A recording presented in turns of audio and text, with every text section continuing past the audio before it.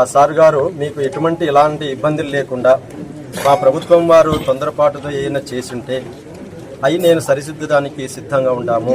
ఆ యొక్క ఆలయ సంరక్షణకు కానీ ఆ పర్మిషన్కి కానీ మేము అన్ని విధాలుగా మేము ఆదుకొని ఆ యొక్క క్షేత్రాన్ని డెవలప్మెంట్ చేసేటటువంటి మార్గం మేము చేస్తాము.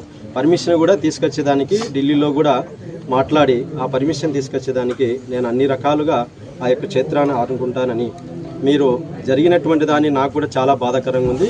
ఇంతవరకు నా దృష్టికి రాలేదు. ఈ బిల్డింగులు పడగొట్టడం కానీ బాత్రూమ్లు కానీ హౌస్లు కానీ ఏమైనా కొట్టినటువంటిది ఇంతవరకు నా దృష్టికి రాలేదు.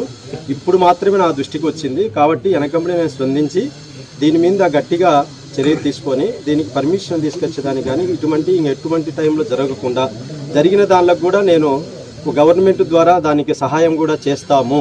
కాబట్టి మీకు బస్సు మార్గాన్ని కూడా ఇప్పుడు లేదంటున్నారు. దానికి కూడా మేము తొందరలోనే దాన్ని పంపించే మార్గం బస్సును కూడా పంపించే మార్గం చేస్తాము. భక్తుల మనోవేదన దెబ్బతినకుండా మా యొక్క వంతు మేము సాయం చేస్తామని ఆయన మా యొక్క ఎందుకంటే మేము చేసినటువంటిది ఏదైనా పొరపాటు ఉంటే దాన్ని మేము సరిదిద్దుకొని ప్రజలకు భక్తులకు అందరికీ కూడా మంచి న్యాయం చేస్తామని చెప్పి ఆయన లోకేష్ గారు మాకు విన్నవించారు. కృతజ్ఞతలు మాకు జై లోకేష్ గారికి చెప్తాం.